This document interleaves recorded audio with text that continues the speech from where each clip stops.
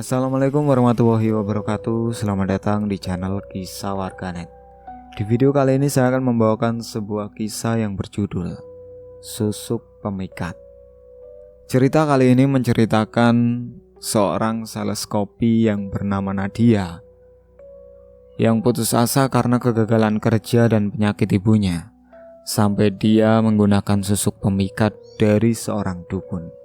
Seperti apa cerita selengkapnya? Mari kita simak ceritanya.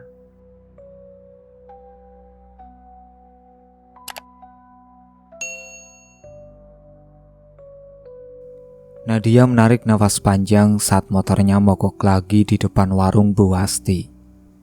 Motor bebek tua itu memang sudah seperti ingin pensiun, tapi dia belum punya uang untuk ganti yang baru. Kaki kanannya menginjak starter berkali-kali, sampai akhirnya mesin menyala dengan batuk-batuk. "Permisi Bu," sapa Nadia sambil turun dari motor. Tas selempangnya penuh dengan brosur dan botol sampel kopi saset. "Saya dari PT Jaya Sentosa, mau nawarin produk kopi kemasan baru. Harganya..." "Gak usah Mbak, udah cukup kopi di sini," potong Bu Asti tanpa mengangkat kepala dari gorengannya. Wanita parubaya itu bahkan tidak melirik sekalipun. Nadia menggigit bibir, masih mencoba tersenyum. Dia menaruh botol sampel di meja. "Ini gratis kok Bu, coba dulu aja. Kalau enak baru pesan." "Gak usah." Kali ini Bu Asti mendongak, matanya tajam. "Tiap hari ada aja sales kayak kamu lewat sini. Kopi mana yang paling enak? Aku udah tahu. Jangan buang-buang waktuku." Nadia mengangguk pelan, menarik sampel itu lagi, lalu kembali ke motornya. Tangannya sedikit gemetar saat menyalakan mesin. Belum sampai satu warung berhasil, padahal target minggu ini harus dapat 10 dus. Di warung Bu Darmi nasibnya tidak jauh berbeda. "Waduh Mbak, saya sudah langganan sama merek lain, gak bisa pindah-pindah," tolak Bu Darmi sambil melayani pembeli lain. Nadia mencoba menawarkan harga khusus, tapi Bu Darmi malah sibuk ngobrol dengan pelanggannya tentang harga cabai yang naik. Jam menunjukkan pukul 3 sore ketika Nadia kembali ke kantor tanpa satu pesanan pun. Ruang rapat sudah penuh. Pak Gilang, kepala divisi penjualan, duduk di ujung meja dengan raut wajah yang sangat serius. Di sampingnya Citra dan Elfrida terlihat santai sambil memainkan ponsel mereka. "Nadia, kamu telat," ucap Pak Gilang datar. "Maaf Pak, tadi motornya mogok di..." "Alasan terus," potong Pak Gilang sambil melempar berkas laporan ke arahnya. "Ini laporan penjualan bulan ini. Kamu tahu posisimu di mana? Paling bawah. Sementara Citra dan Elfrida berhasil mencapai target bahkan lebih." Citra tersenyum tipis, sedangkan Elfrida sibuk menatap kuku tangannya.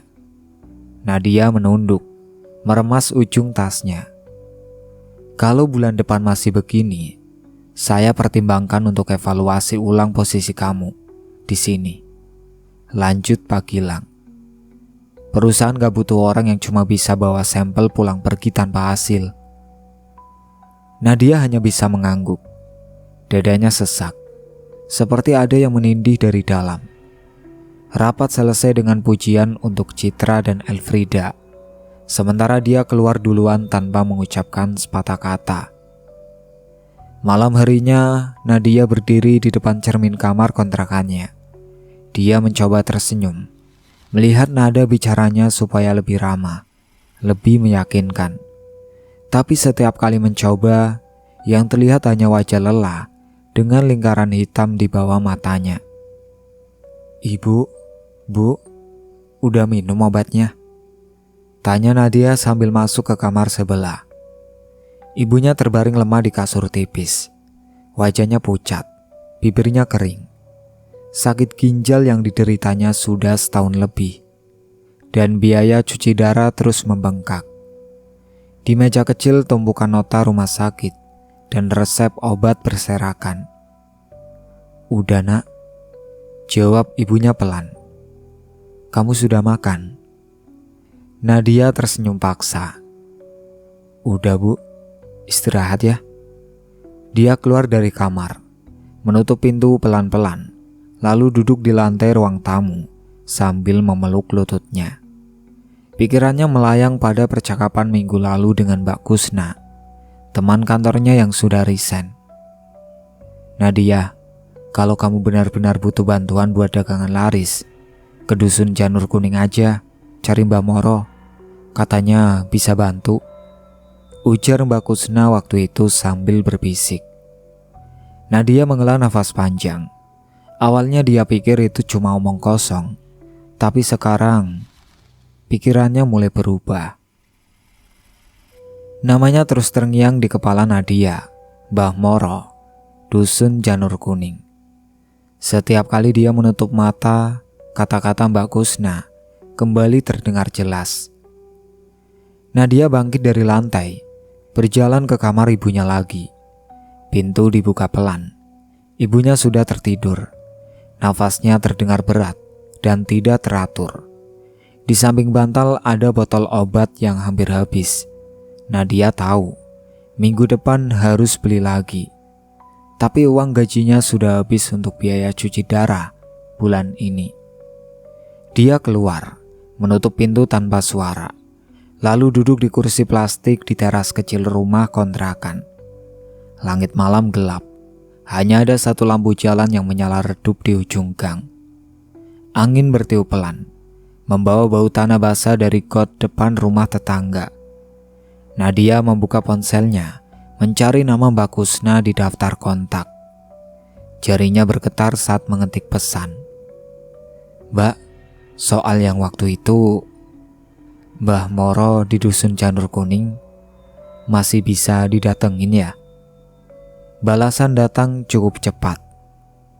"Bisa, tapi kamu yakin Nadia? Ini bukan main-main." Nadia menatap layar ponselnya lama. Dia ingat wajah Pak Gilang yang marah tadi siang. Ingat tumpukan nota di kamar ibunya. Ingat bagaimana Citra dan Elfrida tersenyum tipis saat dia dimarahi. "Iya mbak, aku yakin. Besok pagi jam 6, jangan telat. Aku antar sampai ujung jalan desa. Sisanya kamu jalan sendiri. Mbah Moro gak suka tamu rame-rame." Nadia menarik nafas dalam, lalu mengetik. "Baik mbak, terima kasih." Malam itu dia tidak bisa tidur. Berbaring di kasur tipis sambil menatap langit-langit yang retak-retak. Pikiran terus berputar. Apa yang sebenarnya akan dia lakukan besok? Apa benar ada orang yang bisa bantu dagangan jadi laris hanya dengan apa? Dia bahkan tidak tahu persis apa yang Mbah Moro lakukan. Jam dinding berbunyi 4 kali. Subuh belum tiba, tapi Nadia sudah bangun. Dia ke kamar mandi, membasuh wajahnya dengan air dingin. Wajahnya terlihat kurus di cermin, matanya cekung. Sudah berapa lama dia tidak tidur nyenyak. Setelah sholat subuh, Nadia menyiapkan tas kecil, uang seadanya, KTP, dan botol minum. Dia melirik ke arah kamar ibunya yang masih tertutup. Tidak ada suara, ibunya pasti masih tidur. Nadia menulis pesan singkat di secari kertas.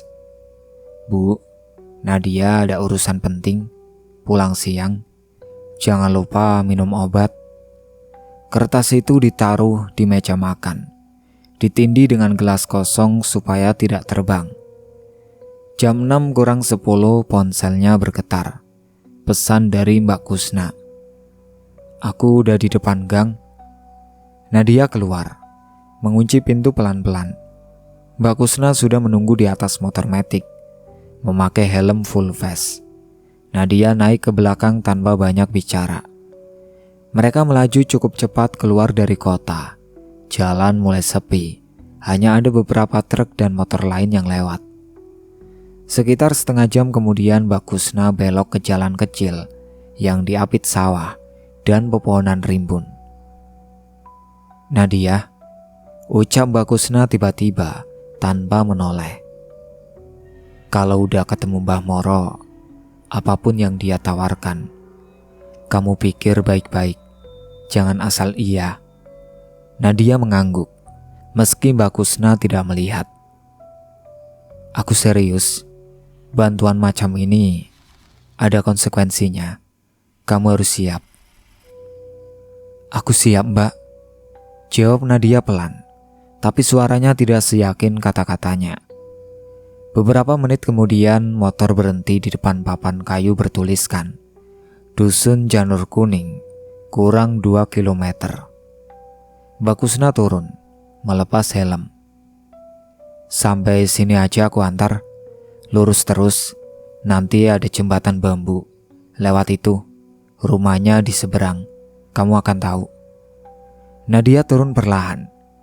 Jalan di depannya sempit, diapit pohon-pohon tinggi yang rindang. Cahaya matahari nyaris tidak tembus. "Terima kasih, Mbak," ucap Nadia. Mbak Kusna hanya mengangguk, lalu pergi tanpa menunggu lagi. Nadia menatap jalanan kecil itu. Kakinya terasa berat, tapi dia mulai melangkah. Langkah pertama terasa paling berat. Nadia masuk ke jalan setapak yang basah. Tanah di bawah sepatunya becek karena embun pagi. Suara burung terdengar jauh, tapi tidak ada suara manusia sama sekali. Dusun ini seperti terisolasi dari dunia luar. Setelah berjalan sekitar 10 menit, Nadia melihat jembatan bambu seperti yang disebutkan Mbak Kusna. Jembatan itu terbentang di atas sungai kecil yang airnya mengalir pelan. Bambu-bambunya sudah menghitam, beberapa terlihat rapuh. Nadia melangkah hati-hati, memegang tali di sisi jembatan agar tidak terpleset. Di seberang jembatan pemandangan berubah. Rumah-rumah penduduk terlihat sepi, beberapa bahkan tampak kosong. Tidak ada anak-anak bermain, tidak ada ibu-ibu mencuci di depan rumah. Hanya ada ayam-ayam yang berkeliaran mencari makan. Nadia terus berjalan mengikuti jalan tanah yang semakin sempit. Hingga akhirnya, di ujung jalan, dia melihat sebuah rumah bambu yang berdiri sendiri. Di depannya ada pohon besar dengan akar yang menjalar hingga ke teras. Asap tipis mengepul dari dalam rumah. Nadia berhenti sejenak, menarik nafas. Tangannya berkeringat. Dia melangkah mendekati rumah itu, naik ke teras yang terbuat dari bilah bambu. Pintu setengah terbuka. "Permisi," panggil Nadia pelan. Tidak ada jawaban. Dia mencoba lagi, sedikit lebih keras. "Permisi, ada orang?" "Masuk." Suara serak terdengar dari dalam. Nadia mendorong pintu pelan. Ruangan di dalam remang-remang, hanya diterangi oleh cahaya yang masuk lewat celah-celah bambu. Asap dupa mengepul dari mangkuk kecil di sudut ruangan. Di tengah, seorang pria tua duduk bersila di atas tikar pandan. Rambutnya putih panjang, kulitnya keriput, tapi matanya tajam dan jernih. "Kamu yang diantar Kusna?" tanya pria itu tanpa basa-basi. "Iya, Mbah," jawab Nadia sambil menundukkan kepala. "Saya Nadia." "Duduk." Nadia duduk di hadapan Mbah Moro. Jarak mereka hanya sekitar 1 meter. Pria tua itu menatapnya lama, seperti sedang membaca sesuatu yang tidak bisa dilihat orang lain. "Kamu datang karena dagangan tidak laku," ujar Mbah Moro, bukan pertanyaan, tapi pernyataan. Nadia mengangguk pelan. "Betul, Mbah. Saya sudah coba keras, tapi tetap tidak ada hasil." "Dan kamu mau jalan pintas?" Nadia terdiam. Ada rasa malu tapi juga putus asa yang lebih besar. "Ibu saya sakit, Mbah. Butuh biaya banyak. Kalau saya terus gagal, Saya nggak tahu harus gimana lagi. Mbah Moro mengambil tas kain kecil dari sampingnya. Dia membuka isinya perlahan, mengeluarkan 3 jarum emas yang sangat kecil. Panjangnya tidak lebih dari 1 cm. Jarum-jarum itu berkilau meski cahaya di ruangan redup. Ini susuk pemikat, kata Mbah Moro sambil menunjukkan jarum-jarum itu di telapak tangannya. 1 di dagu, 1 di leher, 1 di bibir. Orang yang bicara sama kamu akan lebih percaya dan kamu akan laku. Tapi ada pantangannya. Nadia menelan ludah. Pantangannya apa, Mbah? Pisang emas. Kamu tidak boleh makan pisang emas dalam bentuk apapun. Mentah, goreng, rebus, apapun. Kalau kamu langgar, tubuh kamu akan menolak susuk ini. Luka akan muncul, bernanah, membusuk. Tidak ada yang bisa bantu kalau itu terjadi. Nadia merasa dadanya sesak. Dia menatap jarum-jarum emas itu, kecil, tapi seperti menyimpan sesuatu yang jauh lebih besar dari ukurannya. Kamu masih mau? Tanya Mbah Moro. Kali ini suaranya lebih lembut. Nadia teringat wajah ibunya yang pucat. Teringat Pak Gilang yang mengancam evaluasi. Teringat tumpukan nota yang tidak pernah berkurang. Saya mau, Mbah. Jawabnya mantap meski tangannya gemetar. Mbah Moro mengangguk. Berbaring. Nadia berbaring di tikar. Mbah Moro mengambil jarum pertama, lalu menyentuh dagu Nadia dengan jari-jari yang kering. Ada sensasi tajam, tapi hanya sesaat. Lalu leher, lalu bibir. Setiap kali jarum masuk ada rasa hangat yang menjalar, seperti ada sesuatu yang menyusup ke dalam tubuhnya. Setelah selesai, Mbah Moro membantu Nadia duduk kembali. Selesai. Ingat pantangannya. Jangan sampai lupa. Nadia mengangguk, mengusap lehernya yang terasa aneh. Tidak sakit, hanya hangat. Berapa, Mbah? Tanyanya. Nanti aja, kalau dagangan sudah laku. Sekarang pulang. Jangan cerita ke siapa-siapa. Nadia bangkit, membungkuk dalam. Terima kasih, Mbah. Dia keluar dari rumah bambu itu dengan perasaan campur aduk. Ada lega, tapi juga was-was. Tangannya menyentuh leher dan dagu berkali-kali. Jarum-jarum itu tidak terasa dari luar, tapi dia tahu mereka ada di sana. Perjalanan pulang terasa lebih cepat. Nadia berjalan dengan langkah yang lebih ringan. Meski kepalanya dipenuhi berbagai pikiran. Sesekali dia menyentuh lehernya lagi, memastikan tidak ada bekas atau benjolan. Tidak ada apa-apa, kulitnya mulus seperti biasa. Keesokan harinya Nadia bangun lebih pagi dari biasanya. Dia bersiap-siap seperti hari-hari sebelumnya, tapi kali ini ada perasaan berbeda di dadanya.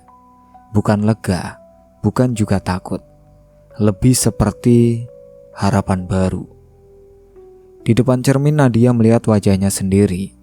Entah kenapa kulitnya terlihat lebih segar. Lingkaran hitam di bawah matanya sedikit memudar. Suaranya saat mencoba bicara terdengar lebih lembut. Tidak serak seperti kemarin. Dia mengambil tas berisi sampel kopi, lalu berangkat dengan motor tuanya. Tujuan pertama warung Bu Asti. Nadia parkir di depan warung dengan hati berdebar. Dia turun, mengambil nafas dalam, lalu masuk. Selamat pagi, Bu. Sapa Nadia sambil tersenyum. Bu Asti mengangkat kepala dari kompor minyaknya. Kali ini matanya tidak tajam seperti kemarin, malah terlihat lebih ramah. Oh, Mbak yang kemarin ya? Ujar Bu Wasti sambil mematikan kompor. Ayo, mau nawarin apa? Nadia sedikit terkejut, tapi langsung mengambil botol sampel dari tasnya. Ini kopi saset baru bu. Rasanya lebih kental dari merek lain. Tapi harganya lebih murah. Coba dulu, gratis. Bu Asti menerima botol itu, membukanya lalu menuang sedikit ke gelas. Dia mencicipi, wajahnya berubah. Enak juga ya? Berapa harga per dusnya? Nadia hampir tidak percaya dengan telinganya. Dia menjelaskan harga dan bonus jika beli 2 dus. Bu Asti mengangguk-angguk lalu bilang, "Ya udah, aku ambil 2 dus. Kirim besok bisa kan?" "Bisa bu, pasti," jawab Nadia cepat, berusaha menutupi kegembiraannya. Dia keluar dari warung dengan senyum lebar. 2 dus. Ini baru pertama kali Bu Asti mau beli dari dia. Nadia langsung menuju warung Bu Darmi. Di warung Bu Darmi hal yang sama terjadi. Bu Darmi yang kemarin sibuk ngobrol dengan pelanggan, kali ini malah menghampiri Nadia duluan. Mbak sales kopi kan? Kemarin aku gak sempat dengar penawaran. Boleh coba?" Nadia memberikan sampel dengan tangan yang sedikit gemetar. Bu Darmi mencicipi, lalu langsung bilang, "Ini enak, aku ambil 4 dus ya. Bisa antar hari ini?" "Bisa bu, sore ini saya antar," jawab Nadia sambil menahan senyum. Satu hari itu Nadia berhasil dapat pesanan dari 6 warung. Total 10 dus. Target minggu ini sudah tercapai dalam 1 hari. Dia bahkan dapat nomor kontak dari beberapa warung baru yang tertarik untuk pesan bulan depan. Sore harinya Nadia pulang ke rumah dengan perasaan melayang. Dia langsung masuk ke kamar ibunya. "Bu, hari ini laris banget. Nadia dapat pesanan banyak," ucapnya sambil duduk di pinggir kasur. Ibunya tersenyum lemah. "Alhamdulillah nak, ibu doain lancar terus ya." Nadia menggenggam tangan ibunya. "Nanti kalau gaji turun, Nadia beliin obat yang bagus ya bu." Tapi di tengah kebahagiaan itu ada satu hal yang terus mengganggu pikiran Nadia. Pantangan, pisang emas. Dia bahkan belum tahu persis seperti apa bentuk pisang emas. Apakah beda dengan pisang biasa? Malam itu Nadia mencari tahu lewat ponselnya. Pisang emas ternyata pisang kecil berwarna kuning cerah. Kulitnya tipis, rasanya manis. Biasanya dijual di pasar tradisional. Nadia mencatat semua ciri-cirinya, lalu memutuskan untuk selalu bertanya dulu sebelum makan gorengan pisang atau makanan berbahan pisang. Besoknya di kantor Nadia menyerahkan laporan pesanannya ke Pak Gilang. Pria itu membaca dengan serius, lalu mengangkat kepala. 10 dus sehari? Serius ini Nadia?" "Serius pak, ini semua faktur pesanannya," jawab Nadia sambil menyerahkan berkas. Pak Gilang mengangguk pelan. Ekspresinya berubah. "Bagus, pertahankan." Citra yang duduk di meja sebelah melirik ke arah Nadia. Matanya menyipit, seperti sedang memikirkan sesuatu. Elfrida hanya mengunyah permen karet sambil memainkan ponselnya. Nadia duduk di mejanya sendiri, membuka laptop untuk input data. Tapi dia bisa merasakan pandangan Citra yang terus mengawasinya. Pandangan itu tidak berhenti sampai sore. Setiap kali Nadia mengangkat kepala dari laptopnya, mata Citra selalu ada di sana, mengamati dengan tajam. Nadia mencoba mengabaikan, fokus menyelesaikan laporan harian. 3 minggu kemudian penjualan Nadia terus melonjak.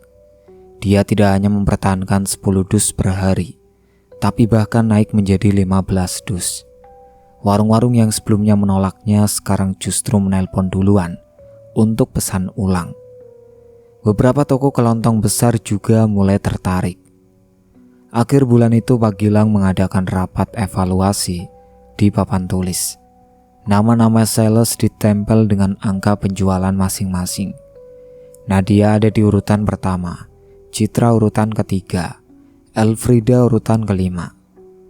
Selamat untuk Nadia, ucap Agilang sambil bertepuk tangan. Bonus bulan ini untuk kamu double. Pertahankan terus. Nadia tersenyum tipis, menundukkan kepala. Terima kasih, Pak. Citra tidak bertepuk tangan. Tangannya terlipat di dada, wajahnya datar. Setelah rapat selesai, semua orang keluar ruangan, kecuali Citra yang masih duduk di kursinya. Dia menatap papan tulis dengan rahang terkatup rapat. Di rumah, Nadia akhirnya bisa membeli obat yang lebih baik untuk ibunya. Dia juga melunasi tunggakan sewa kontrakan 2 bulan. Ibu Nadia terlihat lebih segar, meski penyakitnya belum sembuh total. Nadia, kamu kok bisa berubah cepat begini? Tanya ibunya suatu malam sambil berbaring. Nadia mengusap rambut ibunya pelan. Nadia cuma lebih semangat aja, Bu. Doain terus ya. Ibunya tersenyum, lalu memejamkan mata. Tapi di balik semua kesuksesan itu, Nadia mulai merasakan sesuatu yang aneh. Setiap kali dia berbicara dengan pelanggan, lehernya terasa hangat. Bukan panas yang menyakitkan, tapi hangat yang nyaman. Seperti ada energi kecil mengalir di bawah kulitnya. Dia sudah terbiasa dengan sensasi itu, tapi tetap saja ada rasa was-was. Dan pantangan pisang emas, Nadia sangat berhati-hati. Setiap kali ada yang menawarkan gorengan, dia selalu tanya dulu. Ini pisang apa, Bu? Pisang kepok. Bukan pisang emas kan? Bukan, Mbak, tenang aja. Baru setelah itu Nadia mau makan. Sementara itu Citra semakin curiga. Dia mulai memperhatikan kebiasaan Nadia dengan lebih detail. Nadia tidak pernah makan pisang yang dijual di kantin kantor. Kalau ada teman yang bawa kue pisang, Nadia selalu menolak dengan alasan sedang diet. Tapi untuk makanan lain, Nadia biasa saja. Suatu siang Citra duduk sendirian di kantin sambil membuka ponselnya. Dia mengetik kolom pencarian. Pantangan susuk pemikat. Hasil pencarian muncul. Beberapa artikel dan forum membahas tentang susuk, jenisnya, dan pantangannya. Citra membaca dengan seksama. Salah satu forum menyebutkan, susuk pemikat untuk dagangan biasanya pantangannya pisang emas. Kalau dilanggar, susuk akan merusak tubuh dari dalam, bernanah, membusuk. Citra membaca kalimat itu berulang-ulang, matanya menyipit. Dia melirik ke arah meja Nadia yang kosong. Nadia sedang keluar menemui klien. Citra menyimpan ponselnya, lalu berdiri. Dia berjalan ke meja Nadia, melihat-lihat sekeliling. Tidak ada yang mencurigakan, hanya tas, laptop, dan beberapa kertas. Tapi Citra sudah cukup melihat. Dia kembali ke mejanya, duduk sambil berpikir keras. Kalau benar Nadia pakai susuk, berarti kesuksesan Nadia bukan karena usaha, bukan karena kerja keras, tapi karena jalan pintas. Perasaan iri yang sudah lama terpendam mulai berubah menjadi sesuatu yang lebih berbahaya. Citra merasa ditipu, merasa tidak adil. Dia sudah bekerja keras bertahun-tahun, tapi Nadia yang baru beberapa bulan bekerja bisa langsung menyalipnya hanya dengan ilmu hitam. Citra membuka ponselnya lagi. Kali ini dia mencari tahu tentang pisang emas, seperti apa bentuknya, di mana bisa dibeli, bagaimana cara mengolahnya. Ternyata pisang emas tidak sulit dicari, ada di pasar tradisional.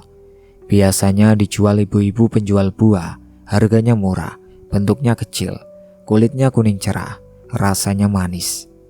Citra menutup ponselnya, pikirannya sudah bulat.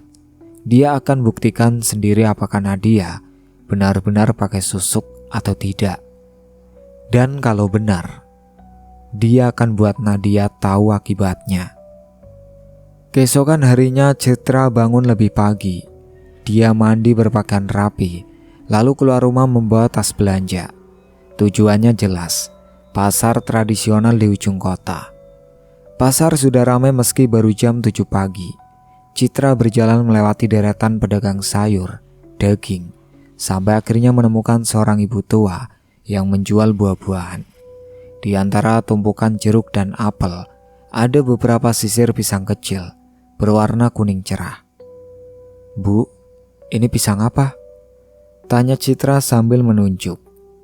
"Pisang emas, Mbak, manis banget. Mau berapa?" Citra mengambil 2 sisir. "Ini aja cukup, Bu." Setelah membayar, Citra langsung pulang. Di dapur rumahnya dia mengupas pisang-pisang itu satu persatu, memotongnya tipis-tipis, lalu menggorengnya dengan minyak panas. Aroma pisang goreng memenuhi ruangan. Citra mengangkat gorengan itu, meniriskan minyaknya, lalu memasukkannya ke dalam kotak plastik bersih. Jam 9 Citra sudah sampai di kantor. Dia menaruh kotak pisang goreng di meja pantry, lalu duduk di mejanya sendiri seperti biasa. Tidak lama kemudian Elfrida masuk ke pantry untuk mengambil kopi. "Wah, ada pisang goreng. Ini punya siapa?" tanya Elfrida sambil membuka kotak. "Punya aku," jawab Citra sambil berjalan masuk. "Ambil aja, silakan. Aku buat banyak soalnya." Elfrida mengambil 1 potong, menggigitnya. "Enak, manis. Ini pisang apa?" "Pisang Ambon," jawab Citra cepat. "Kemarin beli di pasar." Elfrida mengangguk, mengambil 1 potong lagi, lalu keluar sambil bawa kopinya. Tak lama kemudian Nadia masuk ke kantor. Dia meletakkan tasnya di meja, lalu berjalan ke pantry untuk mengambil air minum. Citra sudah menunggu di sana, berdiri sambil pura-pura membersihkan gelas. "Nadia, mau pisang goreng? Aku bawa dari rumah," tawar Citra dengan nada ramah. Nadia melihat kotak di meja, pisang goreng. Dia ragu sejenak. "Ini pisang apa, Cit?" "Pisang Ambon. Kemarin beli fresh di pasar. Enak kok, manis." Nadia mengangguk pelan. "Pisang Ambon, bukan pisang emas. Harusnya aman." "Ya udah, ambil deh. Makasih ya," ucap Nadia sambil mengambil 1 potong. Citra tersenyum. "Ambil yang banyak aja, Nadia. Gak usah sungkan." Nadia mengambil 2 potong lagi, lalu duduk di kursi pantry sambil menggigit pelan. Rasanya manis, teksturnya lembut, enak. Dia makan lagi, lalu 1 potong lagi. Citra berdiri di seberang meja memperhatikan dengan seksama. Tidak ada ekspresi di wajahnya, tapi matanya tajam. Setelah selesai, Nadia berdiri, membawa gelas air minum ke mejanya. Dia duduk membuka laptop, mulai bekerja seperti biasa. Citra kembali ke mejanya sendiri, menunggu.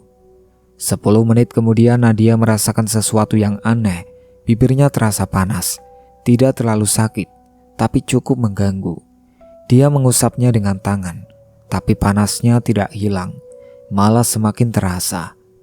5 menit berikutnya bibir Nadia mulai gatal. Dia menggaruknya pelan, tapi gatalnya semakin parah. Nadia berdiri, berjalan cepat ke toilet. Di depan cermin dia melihat bibirnya mulai bengkak, warnanya sedikit kemerahan. Nadia menyalakan keran, membasuh bibirnya dengan air dingin, tapi bengkaknya tidak berkurang. Lalu rasa sakitnya datang, seperti ada yang menusuk dari dalam bibir, menjalar ke dagu. Nadia meringis, memegang bibirnya dengan tisu basah, tapi saat tisu itu diangkat, ada noda kekuningan di sana. Nadia melihat lebih dekat ke cermin. Di sudut bibirnya ada luka kecil yang mengeluarkan cairan bening, kekuningan. Bau amis menyengat. Nadia merasa dadanya sesak. Pisang emas. Dia langsung teringat peringatan Mbah Moro. Tubuh akan menolak, luka akan muncul, bernanah, membusuk. Tangan Nadia gemetar, dia mengusap dagunya dan merasakan benjolan kecil di sana. Saat ditekan, terasa sakit luar biasa. Lehernya juga mulai terasa panas. Tidak, tidak, tidak, bisik Nadia sambil menatap cermin. Luka di bibirnya semakin melebar. Cairan kuning mulai keluar lebih deras, menetes ke wastafel.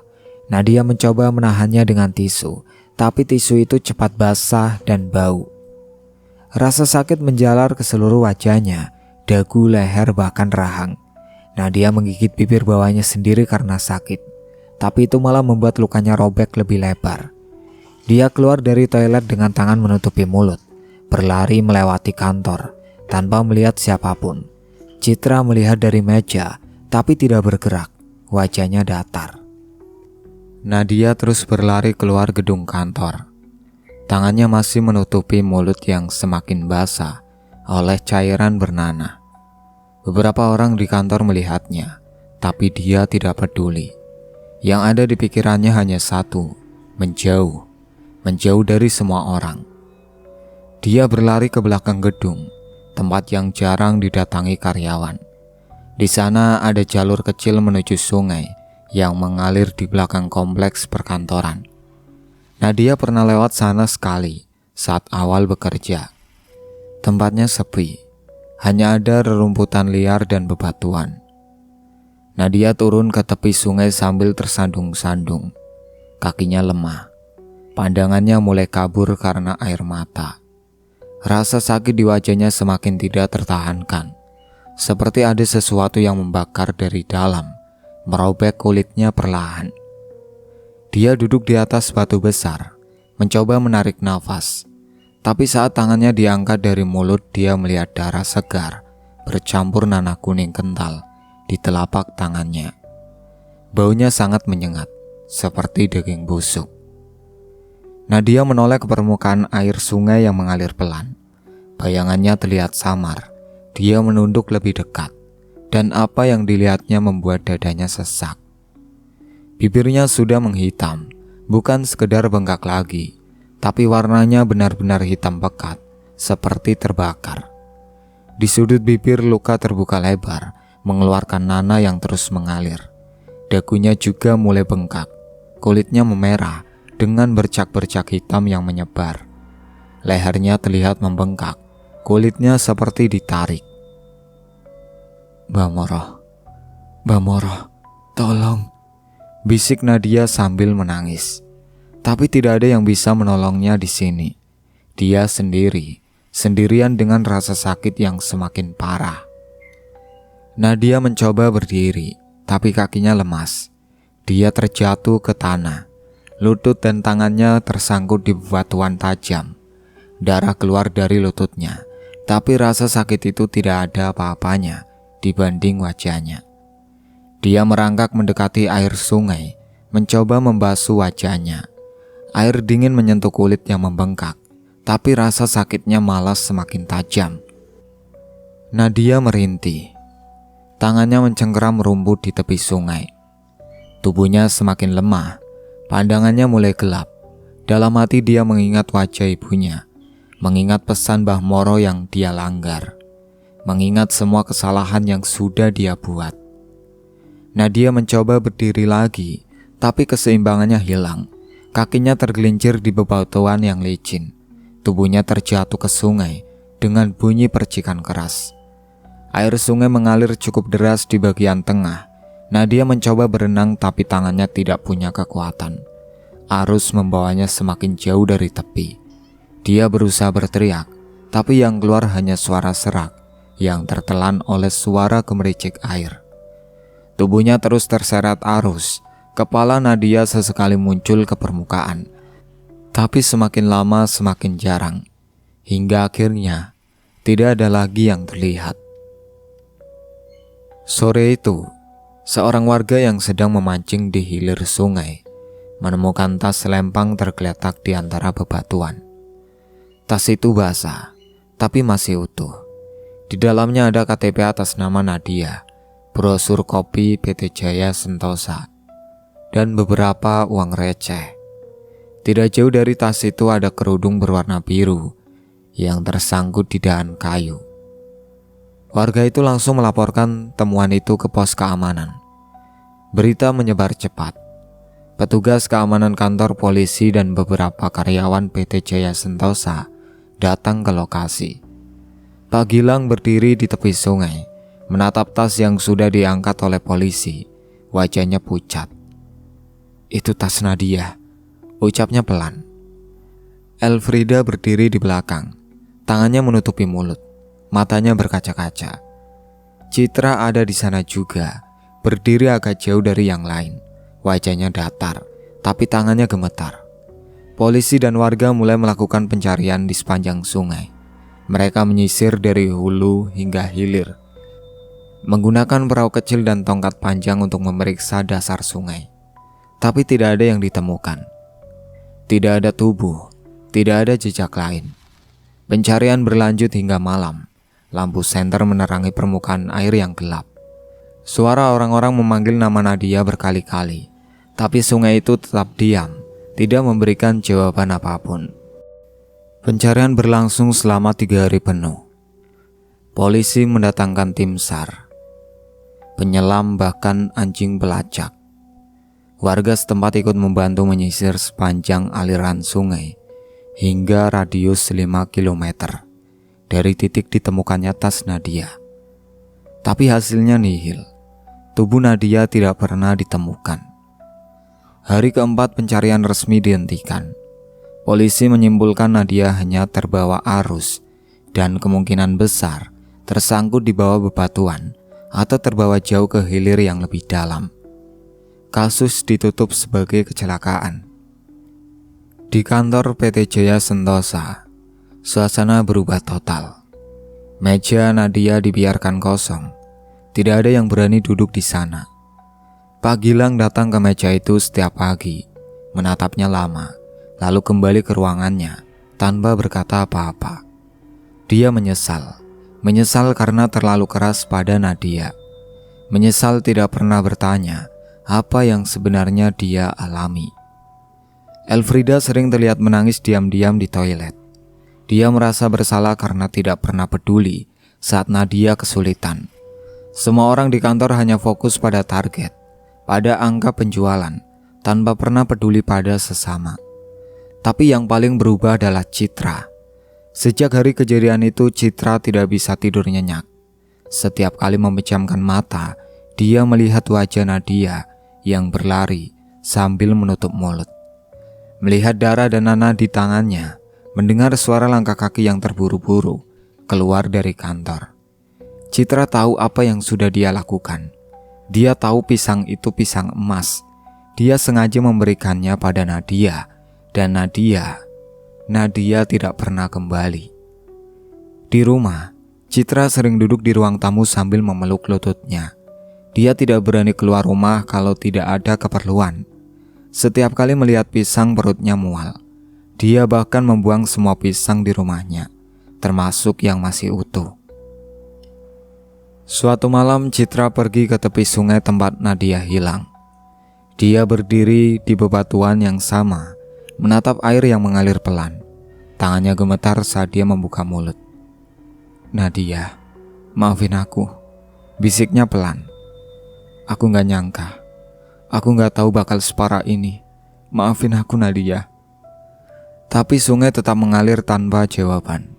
Hanya ada suara gemericik air dan angin malam yang dingin. Citra tidak pernah lagi membawa makanan ke kantor. Dia menjadi pendiam, jarang bicara dengan siapapun. Performanya turun drastis. Pak Gilang pernah menegurnya, tapi Citra hanya mengangguk tanpa memberikan alasan. Sementara itu di rumah kontrakan Nadia, ibu Nadia menunggu dengan sabar. Dia sudah diberitahu oleh polisi bahwa anaknya hilang. Kemungkinan besar meninggal, tapi dia tidak menangis berlebihan. Dia hanya berdoa meminta agar Nadia tenang dimanapun dia berada. Beberapa tetangga dan teman kantor Nadia datang mengunjungi, memberikan bantuan dana untuk biaya pengobatan ibunya. Pak Gilang sendiri yang datang, memberikan amplop berisi uang cukup banyak. "Ini dari perusahaan, Bu. Semoga membantu," ucap Pak Gilang sambil menunduk. Ibu Nadia menerima dengan ikhlas. "Terima kasih, Pak. Semoga Nadia tenang di sana." Pak Gilang keluar dari rumah itu dengan perasaan berat. Dia tahu, tidak ada uang yang bisa menggantikan nyawa seseorang. Tidak ada maaf yang bisa menghapus penyesalan. Di kantor, meja Nadia tetap kosong selama berbulan-bulan. Tidak ada yang mau mengisinya. Semua orang tahu meja itu adalah pengingat. Pengingat bahwa kesuksesan yang didapat dengan jalan pintas selalu punya harga. Pengingat bahwa iri hati bisa memicu hal-hal yang tidak pernah terbayangkan. Citra masih bekerja di sana, tapi dia tidak pernah lagi tersenyum. Setiap hari dia datang bekerja, lalu pulang. Tidak ada lagi ambisi untuk jadi yang baik. Tidak ada lagi keinginan untuk menyaingi siapapun. Karena dia tahu, kemenangan yang didapatkan dengan menghancurkan orang lain tidak pernah terasa seperti kemenangan. Yang tersisa hanya penyesalan yang menggerogoti setiap malam, setiap detik, tanpa henti. Dan di suatu tempat, di dasar sungai yang gelap, mungkin Nadia sudah tenang. Jauh dari semua tekanan, jauh dari semua persaingan, jauh dari dunia yang terlalu keras untuknya. Itulah akhir ceritanya. Sekian dari saya. Wassalamualaikum warahmatullahi wabarakatuh.